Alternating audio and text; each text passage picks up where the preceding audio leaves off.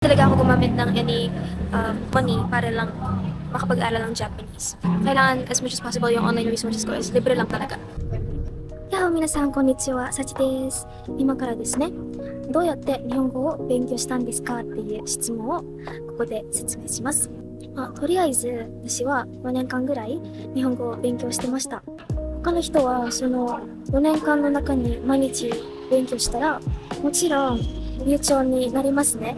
でも私はまだその高いレベルではないけど毎日勉強してなかったから、始めた時はコロナの時かな。I started learning back in 2020 when I was 13 years old. It wasn't serious. I was just going through basic Japanese sounds and listened to a lot of Japanese through anime. アニメからキャラクターが何を言ってるかそのセリフを真似して、ここで説明したらちょっとうるさくて、とりあえず他の場所探そうよ。So, ayun nga no guys. Nagsimula ako sa pinaka-basic. Hindi siya hiragana yung katakana. It's actually yung basic phrases, which is, konnichiwa, konbanwa. Pumunta ako sa YouTube. And then, sinearch ko, basic Japanese phrases. Nung una by ear ko lang pinag-aaralan yung sounds ng Japanese, pero nung natutunan ko yung hiragana yung katakana, and combining it together with words that I'm learning, mas napadali sa akin yung pag-aaral. Hindi ako gumamit ng Duolingo para aralin yun.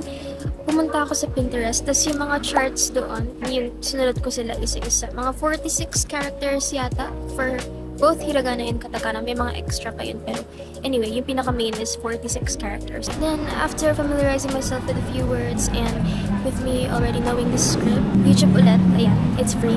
Talaga ako gumamit ng any money para lang makapag-aral ng Japanese. Talaga namin afford mag-take ng extra classes. Kailangan as much as possible yung online resources ko is libre lang talaga. YouTube ulit. Kilala niyo siya. She's Japanese Amo with Misa, yun yung pangalan niya. Nagtuturo siya ng Japanese grammar in English. So ayun, I was learning Japanese in English at the start, which was fairly easier for a beginner. And then, sinasabayan ko na lang din ng extra immersion. Ngayon, manonood ako ng anime para ma-recall ko yung mga vocabulary. Tapos, pag may maririnig ako na hindi ko alam, tapos parang medyo interesting siya and gusto ko siya maalala, yun, isa-search ko siya kagad. Basically, yung media lang talaga na kinoconsume ko is purely Japanese. Kung noon, I consume Filipino media, nag-switch ako to American media, and then to Japanese media. Basta mag-browse lang kayo dyan. Maghanap kayo ng favorite VTuber nyo na nag-Japanese, or maghanap kayo ng crush nyong actor.